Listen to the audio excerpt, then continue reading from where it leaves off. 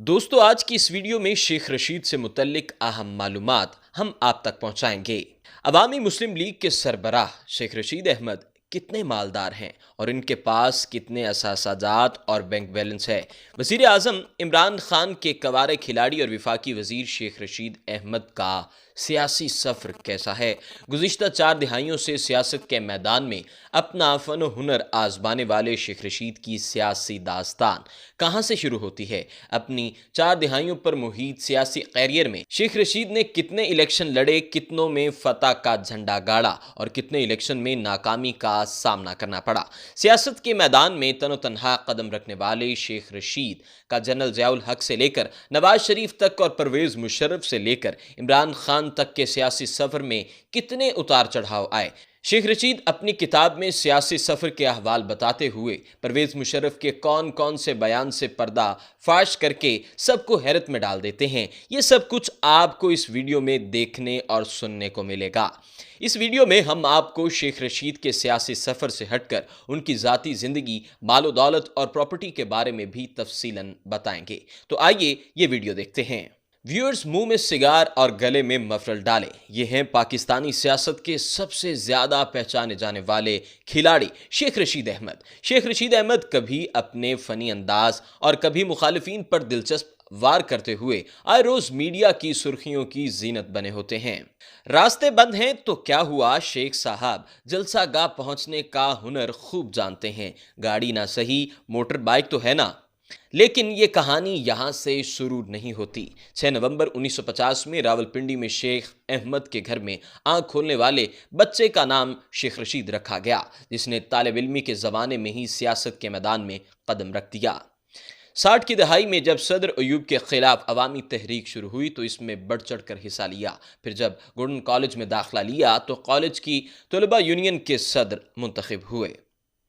1992 में एमए सियासियात करने के बाद तहरीक इस्तक़लाल में शमूलियत इख्तियार की, लेकिन जल्द ही इनसे अलहदा हो गए। 1984 में बल्दियाती कौंसिल के रुकन मुंतखब हुए। 1985 के गैर जमाती इंतखाबात में कौमी असम्बली के हल्का NA 38 से इलेक्शन लड़ा और कौमी असम्बली के रुकन मुंतखब हुए। शेख रशीद अहमद ने अपने मुखालिफ उम्मीदवार गुलाम हुसैन के 19,636 वोटों के मुकाबले में 20,000 ज़्यादा वोट हासिल किए।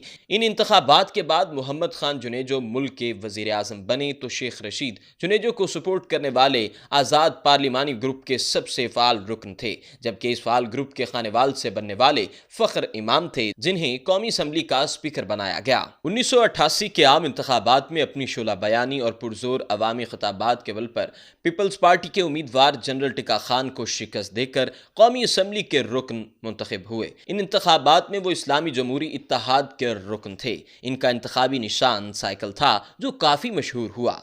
जनरल टिका खान भुट्टो के सबसे अच्छे दोस्त और उम्मीदवार थे। जहां शेख रशीद ने टिका खान के 57,665 वोटों के मुकाबले में 73,052 वोट हासिल किए। ये वो वक्त था जब मोहतरमा बेनज़ीर भुट्टो साहिबा मुल्क की वज़ीर आज़म थी, जबकि आज 3 बार के साबिक वज़ीर आज़म नवाज शरीफ उस दौर के वज़ीर आला पंजाब थे। यही वो वक्त था जब नवाज शरीफ और शेख रशीद का दोस्ताना शुरू हुआ। नाजरीन, 1990 से 1993 और फिर 1997 के इंतखाबात में कामयाबी हासिल की।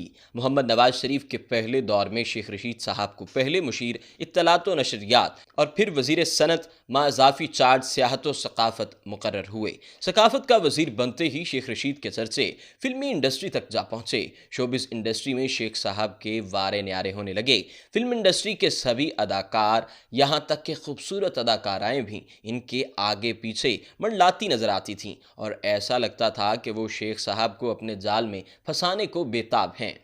ये वो वक्त था जब शेख रशीद के कई अदाकारों के साथ स्कैंडल भी मंजर आम पर आने लगे और इस दौर के अखबारात के फ्रंट पेज की जीनत बनने लगे, जो आज तक जारी हैं। मोहतरमा बेनज़ीर भुट्टो ने असम्बली और असम्बली से बाहर इनकी बुलंदोबांग तनकीद को रोकने के लिए इनकी लाल हवेली में एक अदद क्लाशनकोफ रखने के जुर्म में जेल भेज दिया, जहां चंद माह की कानूनी कार्रवाई के बाद रिहाई पाई। 1997 के इलेक्शन में कामयाब होकर मियां नवाज शरीफ की काबीना में बतौर वजीर शामिल रहे। 12 अक्टूबर की रात नवाज शरीफ की हुकूमत का तख्ता उस वक्त के आर्मी चीफ ने उलट दिया और फिर परवेज मुशर्रफ के आने के बाद नवाज शरीफ को जला वतन कर दिया गया, लेकिन पिंडी बॉय शेख रशीद वहीं के वहीं रहे। 2002 में परवेज मुशर्रफ की छतरी तले होने वाले इंतखाबात में आज़ाद हैसियत से कामयाब हुए। बाद में मुस्लिम लीग काफ में शमूलियत का ऐलान किया। NA-55 से शेख रशीद ने PP के आगा रियाज खान को मात दी और NA-56 से शेख रशीद के हाथों सरदार शौकत हयात को शिकस्त का सामना करना पड़ा। इसी तरह शेख साहब पहले वजीर तलात और फिर वजीर रेलवे बने। परवेज मुशर्रफ के मद्दाहों में शेख रशीद का शुमार होता था। शेख रशीद अपनी किताब में परवेज मुशर्रफ के साथ गुजरे हुए वक्त के बारे में दिलचस्प हक़ाइक़ से पर्दा उठाते हुए लिखते हैं कि सदर मुशर्रफ को अक्सर उसामा बिन लादन की गिरफ्तारी की फ़िक्र लाहक रहती थी। ये फ़िक्र इतनी बढ़ चुकी थी कि हम सऊदी अरब गए तो वहाँ भी इसका जिक्र रहा। एक दिन मैंने रोज़ा रसूल पर मुशर्रफ से पूछा कि आप बताएं कि उसामा बिन लादन की असल हकीकत क्या है। मुशर्रफ ने मुझे कहा कि इस मुक़द्दस जगह पर बैठे हुए ये दुआ करें कि उसामा पाकिस्तान से ना पकड़ा जाए। उन्होंने कहा कि मैं भी यही दुआ मांगूंगा और आप भी यही दुआ मांगें कि उसामा बिन लादन कहीं से भी निकले लेकिन पाकिस्तान से ना निकले, वरना पाकिस्तान की मुस्तकबिल की सियासत में इस पर बड़े दूररस नताइज मुरतब होंगे। खैर 2008 के इंतखाबात हुए तो इन्हें जनाब मखदूम जावेद हाशमी के हाथों शर्मनाक शिकस्त हुई, जिसके बाद मुस्लिम लीग काफ से अलहदा होकर अवामी मुस्लिम लीग नामी एक नई जमात की बुनियाद डाली। 2010 में सियासत में एक दफ़ा फिर सरगर्म हुए और एक बार फिर से पिंडी के हल्के से ज़िमनी इंतखाबात में हिस्सा लिया, मगर 24 फरवरी को होने वाले इन इंतखाबात में एक बार फिर इन्हें मुस्लिम लीग नून के शकील अवान के हाथों शिकस्त का सामना करना पड़ा। इनकी वजह शोहरत, उनका अवामी अंदाज, स्कैंडल्स, लाल हवेली और सियासी पेशेनगोइयाँ हैं।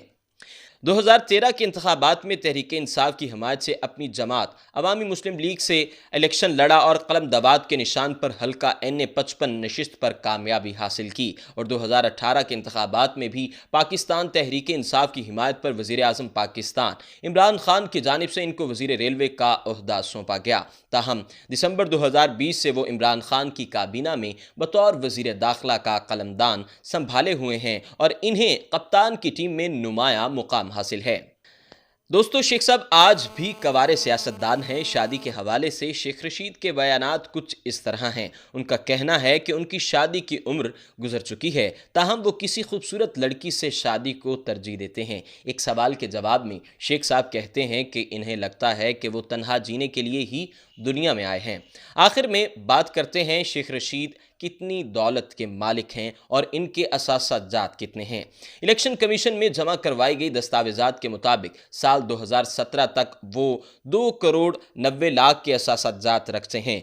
अगर बात हो शेख रशीद की ज़रई ज़मीन की तो इस वक्त रिकॉर्ड के मुताबिक उनके पाकिस्तान में 1060 कैनाल यानी 134 एकड़ ज़मीन है, जो कि 5 मुरब्बे से ज़्यादा बनती है। बात अगर शेख रशीद के ज़ाती घरों और जायदाद की हो तो रावलपिंडी की मशहूर लाल हवेली उनका मस्कन है। अगर शेख रशीद के कारोबार या ज़राए आमदन की बात हो तो शेख रशीद को मेंबर कौमी असम्बली के अलावा वफाकी वज़ीर की अच्छी खासी सैलरी मिलती है। इसके अलावा रावलपिंडी में उनकी दुकानों से महाना किराया भी वसूल होता है। बात अगर बैंक बैलेंस की हो तो इनके अकाउंट में 1,27,15,748 रुपए जमा हैं। दोस्तों, ये थी शेख रशीद से मुतल्लिक अहम मालूमात जो हमने आप तक पहुंचाई। उम्मीद करते हैं कि हमारी आज की वीडियो भी आपको पसंद आई होगी। मजीद इसी तरह की वीडियो से अपडेट रहने के लिए हमारे चैनल को सब्सक्राइब कीजिए और शेयर करना मत भूलिए।